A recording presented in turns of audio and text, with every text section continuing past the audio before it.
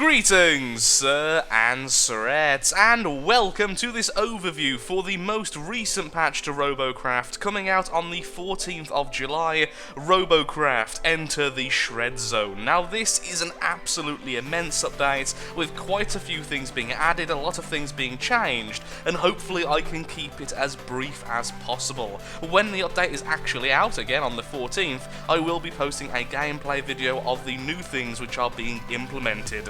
So let's get straight into exactly what's been added and what has been changed.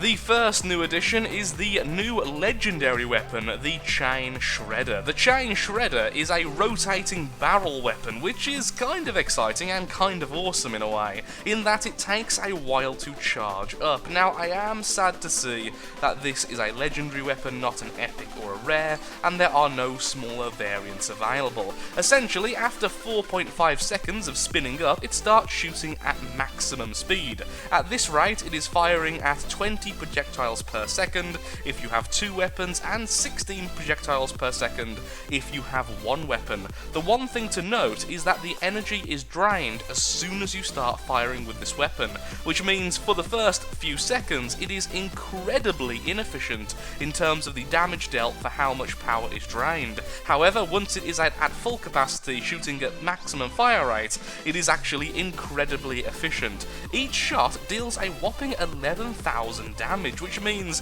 when this thing is firing at 20 rounds per second, it's dealing a whopping 220,000 damage per second, which is a lot. The power consumption, however, is quite high, so I don't know how long we will actually be able to use this before completely running out of power, but it will definitely be able to deal quite a lot of damage. The shots fired from the barrel, however, do have a 4-degree spread, which is a decent amount of inaccuracy, so really it's going to be a more medium to short range brawling weapon rather than a long range just kill absolutely everything weapon.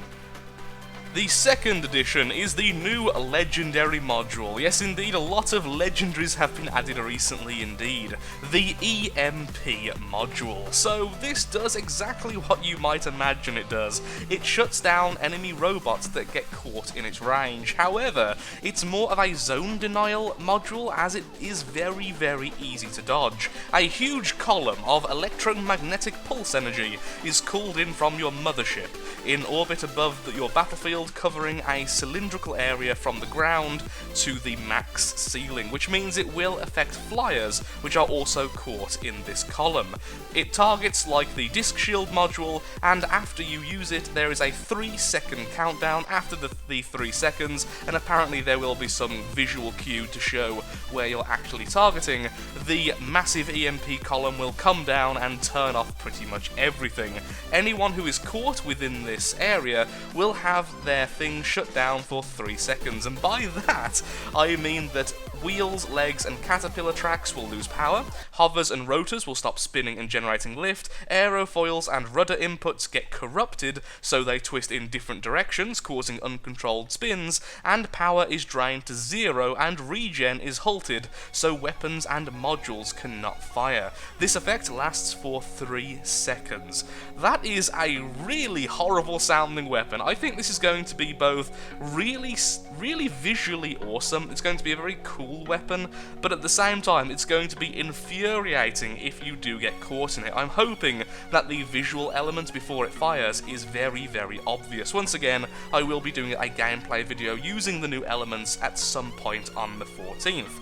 So other than this, the EMP module has a 30-second cooldown, the power cost is 1,800, the EMP blast radius, so how big it actually is 100 cubes in terms of the cylinder, and the robot CPU load is 315. I should also mention that the Shredder, the weapon I was speaking about before, is 325 CPU, so both of these are very expensive to actually mount on your robot.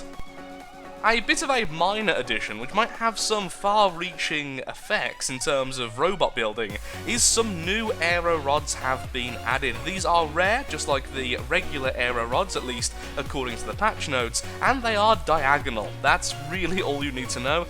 The image on the thumbnail of this video, and probably popping up right now, showcases them being used on the robot on the right for its flak weapon.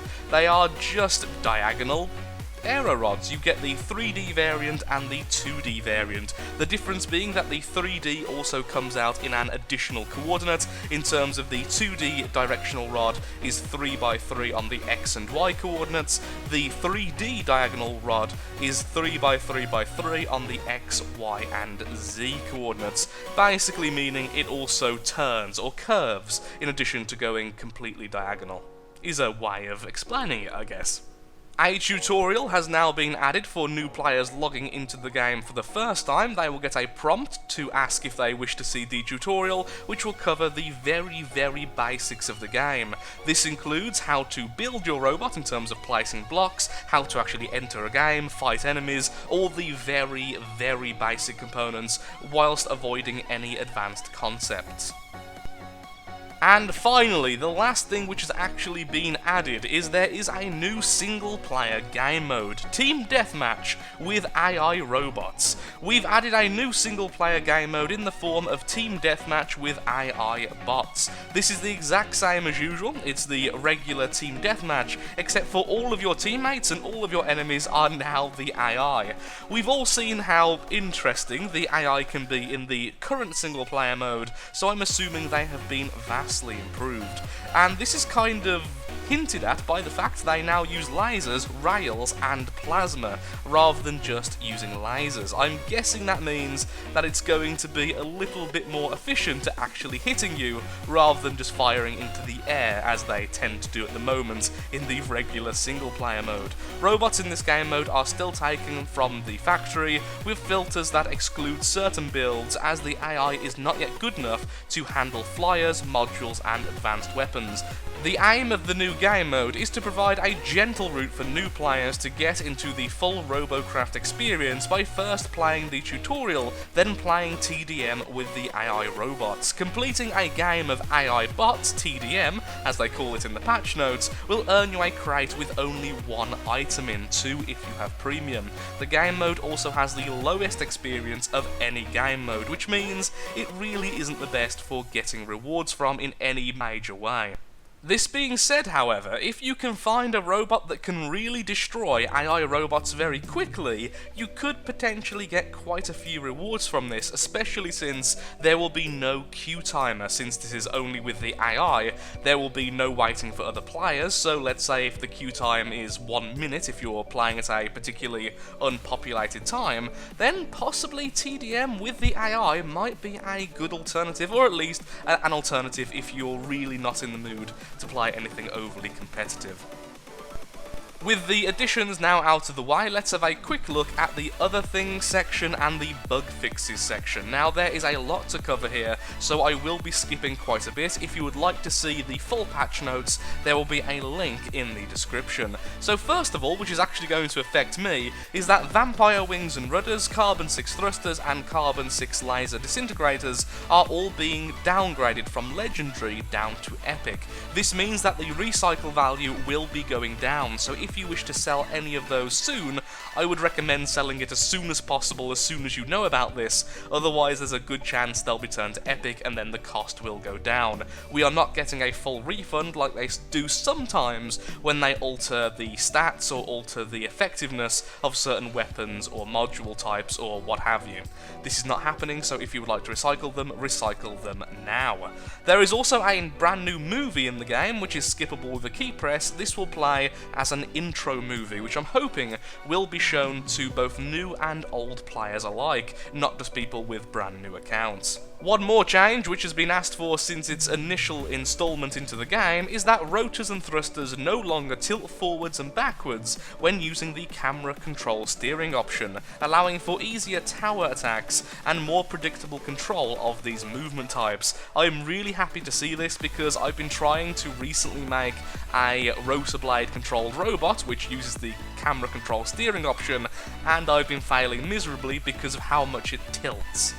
And that's all I will be covering in this video. The reason is the rest of the patch notes really don't affect your day-to-day playing of the game. These are changes such as the smallest Tesla power consumption is now set to 0.001 so that it cannot be used with EMP. Stuff like that, along with a series of bug fixes if you would like to see if a particular bug has been fixed. Once again, there will be a link to the full patch notes in the description, along with a link to the gameplay video once that is out. I'll be trying to use the new chain shredder in addition to the EMP, possibly in the new single player mode. Get them all into one glorious battle. So thank you so much for watching. Please feel free to tell me your opinion of the recent patch in the comments below. It's always nice to see how the community feels. It is a little bit weird to see so many more additions when some things I really would like to have seen fixed kind of weren't, but I think we are heading in the right direction, even if it is very expensive stuff. So thank you so much for watching. If you have enjoyed the video, then of course likes, favourites, shares, comments, all that good stuff helps out me, helps out the channel, and most importantly shows that Robocraft is a series you wish to see continued in the future. Thank you for watching, and goodbye.